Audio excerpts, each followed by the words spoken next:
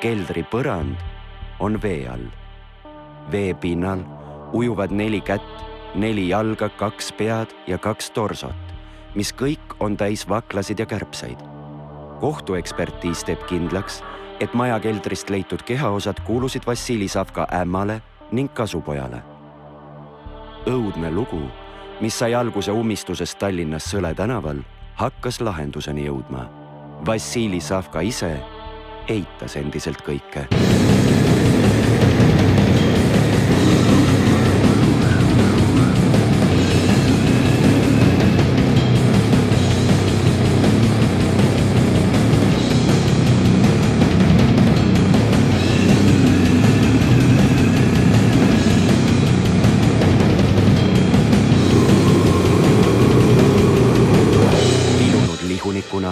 Eemaldas surnukehalt pea ning luudelt liha, tükeldas liha ning kallas tükid WC-potist alla.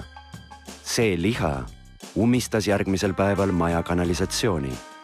Naise pea ja luud peitis ta seni tuvastamata kohta.